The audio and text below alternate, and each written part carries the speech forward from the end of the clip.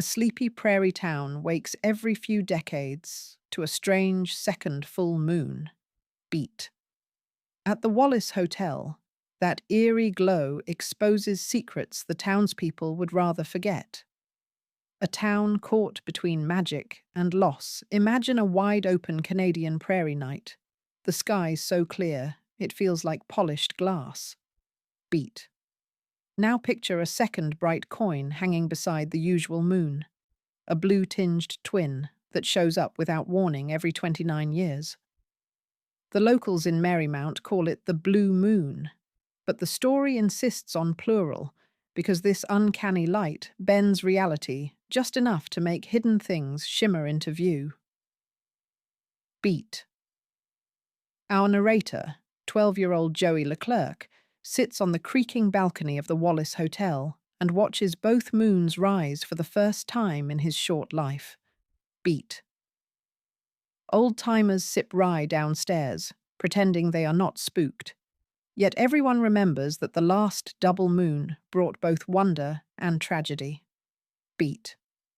In a single evening, the novel binds small-town intimacy with cosmic possibility, letting us feel how ordinary rituals, card games, church socials, the quiet closing time quarrel, vibrate under the blue luminescence. Kinsella paints the town with affectionate wit. There's the mayor who quotes Shakespeare when he's drunk, the librarian who files gossip in dewy order, the Métis mechanic who swears the moons tune his radio to stations from the future. Beat. But beneath the humour lies emphasis. Loss.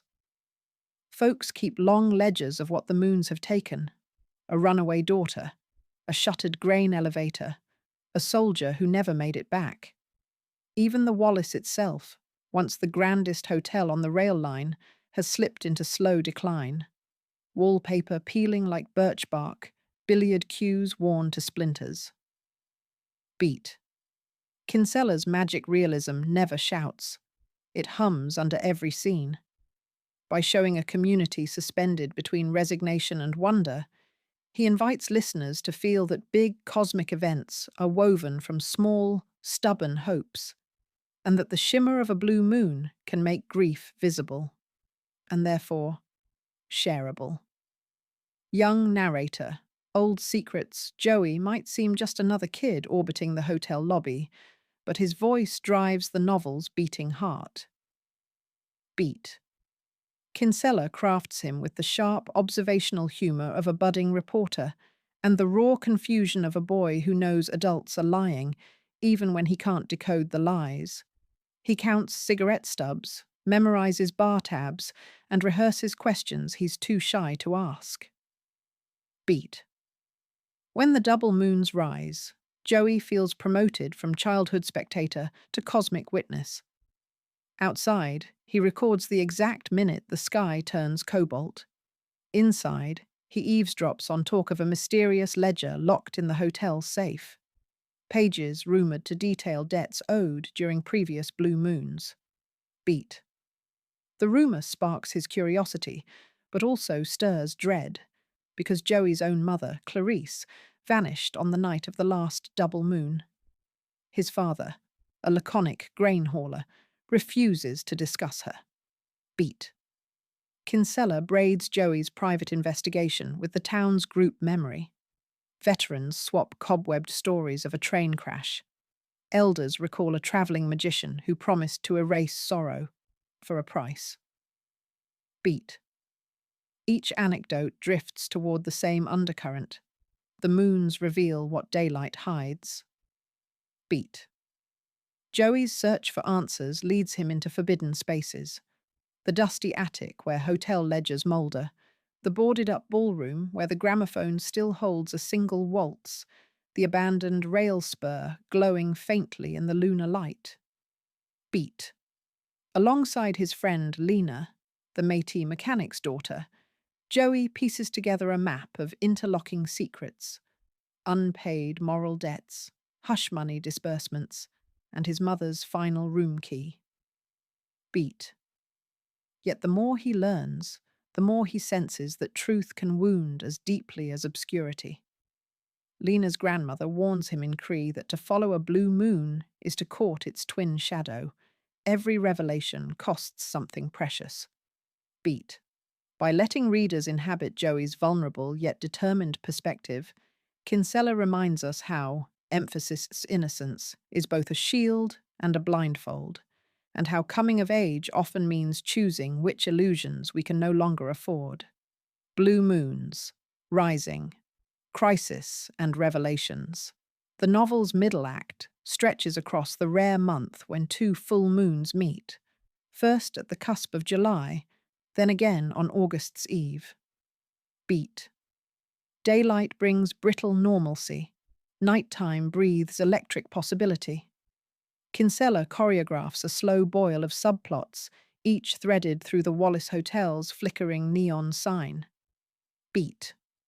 Rumours that the Canadian Pacific will close the rail line send panic through shopkeepers. A charismatic evangelist sets up a revival tent, promising salvation from lunar witch light. Beat.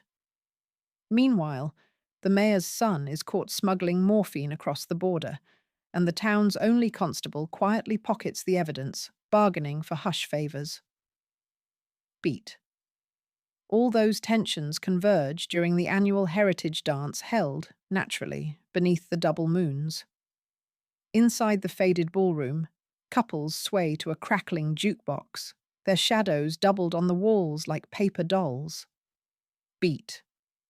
Joey, armed with a purloined master key, slips away to the basement safe.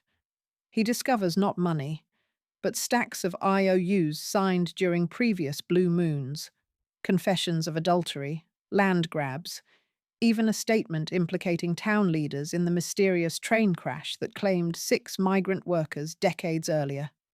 Beat.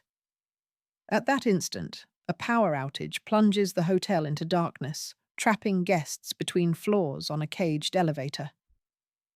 Beat. Panic spreads.